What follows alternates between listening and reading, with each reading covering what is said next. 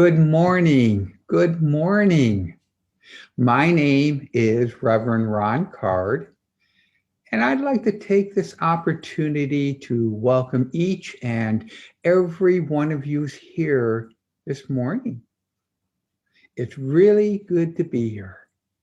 This is our Sunday morning message, and it's brought to you by the Centers for Spiritual Living Carlsbad.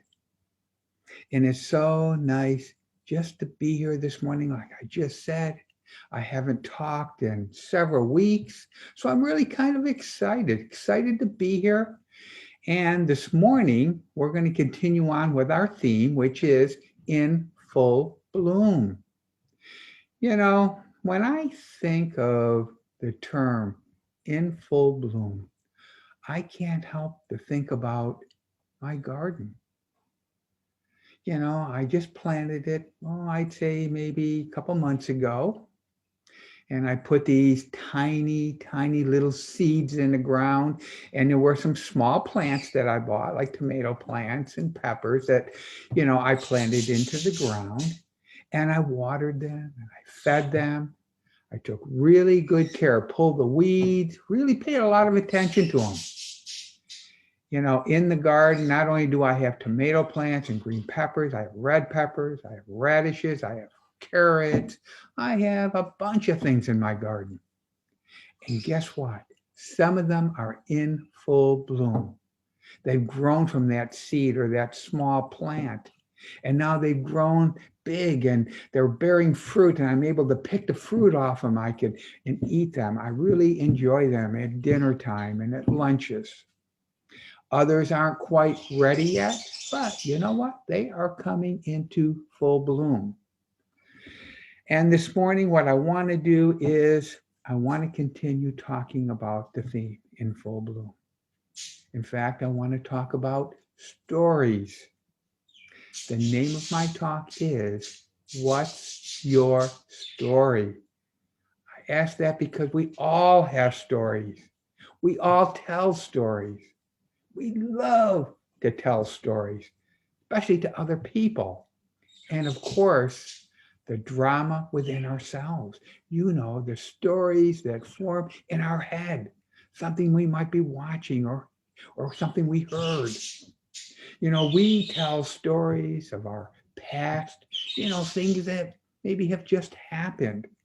And it didn't matter whether it turned out good or whether it turned out not so good. And it could even be a story about how you feel about something or how you feel about someone. And it could also be things that may have happened right now. It could be how we interpret things. And with so much social media and news, it becomes very hard not to say anything or just to ignore what's happening. I mean, it seems like everywhere you turn, you're hearing the news. You turn on TV and you're hearing news, the radio. It seems like it's coming from all different directions. So I think a question becomes, what stories about your individual or collective past do you continually to tell? And I think if we look at that and we're real honest with ourselves, that most of the stories that we tell are not the most life-affirming stories. Life-affirming stories are stories that make you feel positive about life. You feel like your life is moving forward. It's not moving backwards. The life that you are living has a positive, fulfilling meaning. The life you live has color. It's not just black and white. But this is something I think we've all done. Somehow, somewhere, something had bad happened. It happened to us. And since that moment, we have continued to tell ourselves and even other people what might and could go wrong in the future.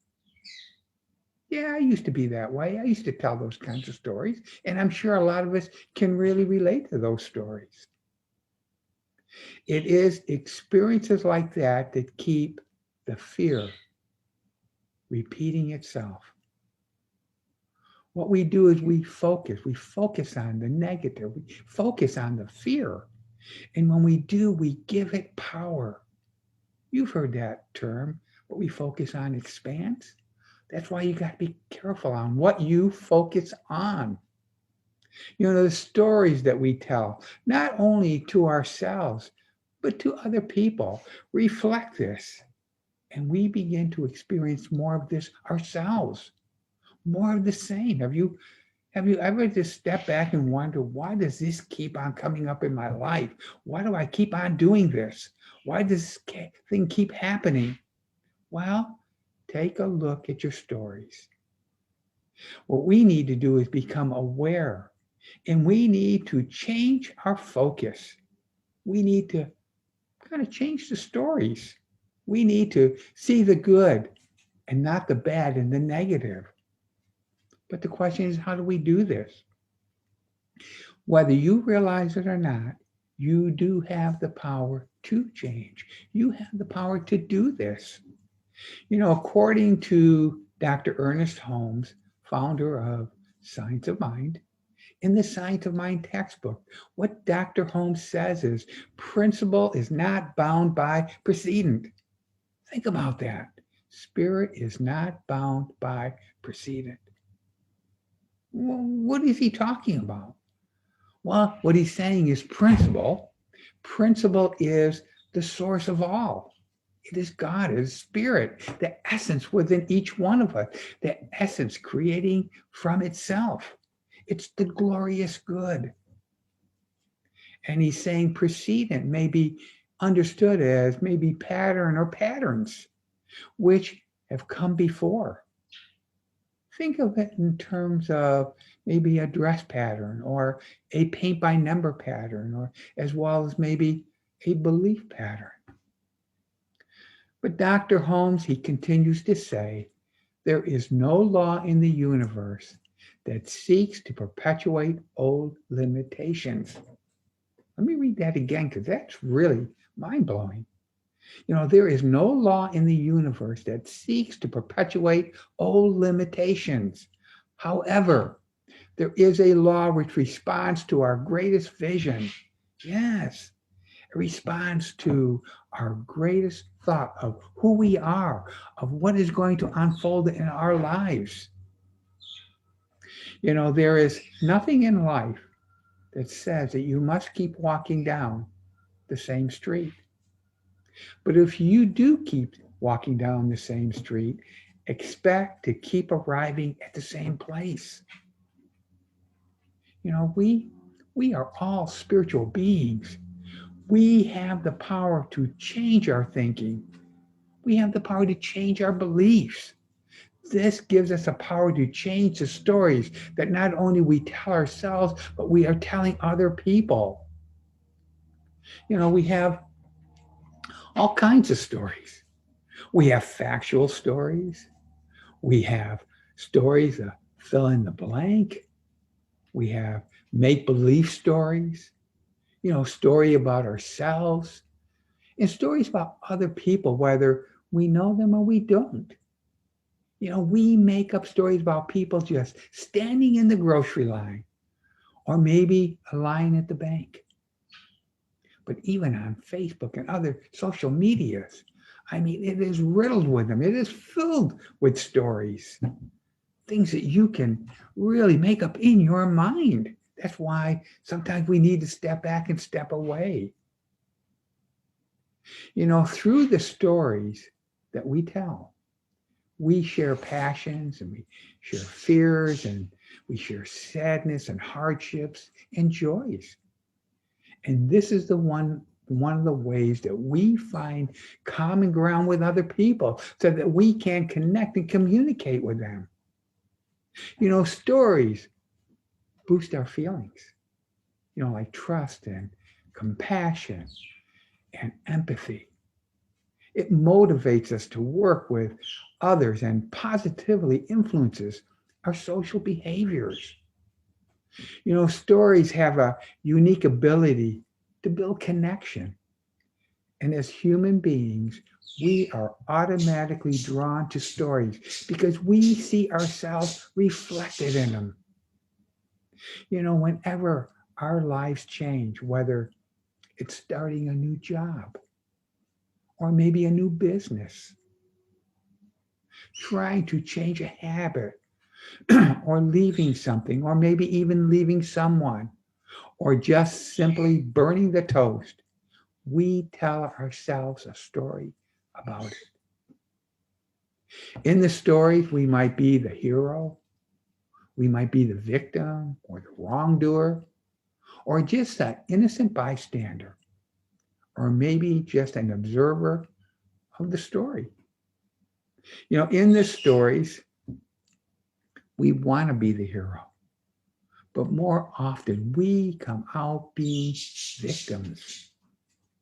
The sad thing is that many of our stories involve not believing that we are able to accomplish what we set out to, that we are failures, and that we end up not believing in ourselves. We live in a very fast-paced information age where information and concepts and ideas bombard us from every direction. Our minds are constantly going. We are constantly going. Our stories are constantly going. But what we need to do is begin now. We need to begin to change our stories, and we must boldly live a new story, a different story. The first place to begin is right where we are. This is the very first place. We must give up a lot of what we have been telling ourselves most of our lives. And if we do this, what's going to pop in our minds is, who are we? If we give up all of our attachments, our beliefs, our control of our stories, then who are we? How do we create something new?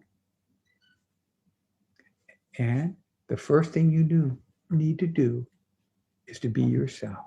Be who you are. Be true to you. The world will adapt.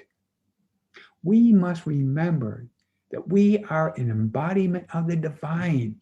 We each, you, me, we were made in the image and in the likeness of God. I mean, how powerful is that? And the second thing we need to do is realize that we were not just born to fit in. We were born to stand out. Each one of us is unique. Each one of us has something to offer, a purpose. In the song, and I'm not going to sing this, Born This Way, Lady Gaga sings, I'm beautiful in my way, because God makes no mistakes. I'm right on track, baby. I was born this way. You were, I was. Each one of us was born this way. Regardless of what anyone else says, our unique gift has a purpose, and it is our responsibility to be ourselves. And the third is, mistakes are blessings that serve as opportunities. I mean, think about this. When do you learn the most? You learn it when you're challenged, when you make mistakes, when everything's just flowing out easily and effortlessly.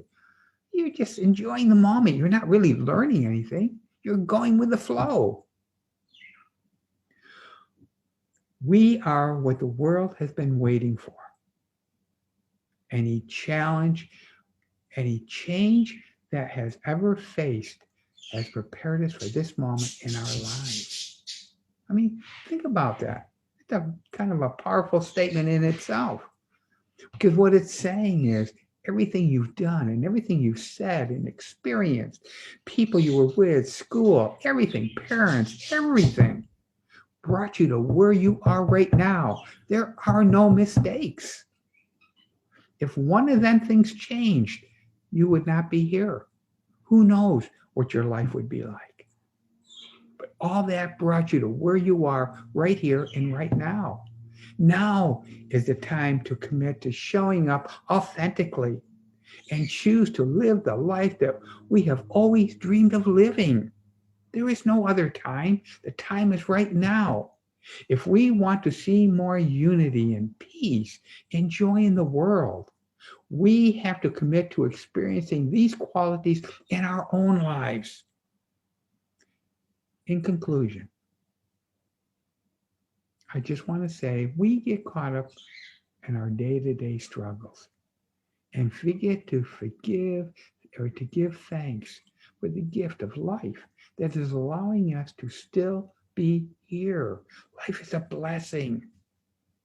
Give thanks. Give thanks for your old stories that you have needed in the past and begin to embrace your new bold story in the now, right here and right now. That is the only time it can happen. Now, there's an affirmation that I say, and I want to share it with you. It's a short affirmation. You can say this in the morning or at nighttime or during the day or whatever. But when you say this, close your eyes and just feel this. Today, I release my old story and behold the new me as the beloved. Feel it. Yes.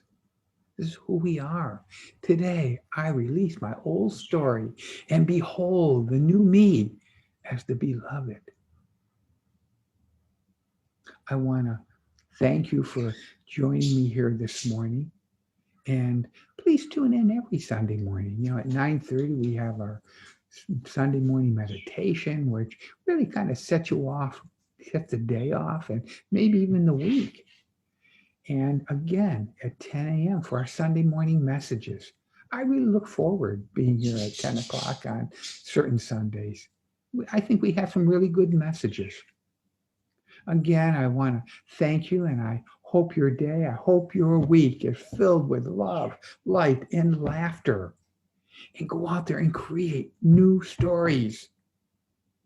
You are a divine being. Thank you, and have a good day.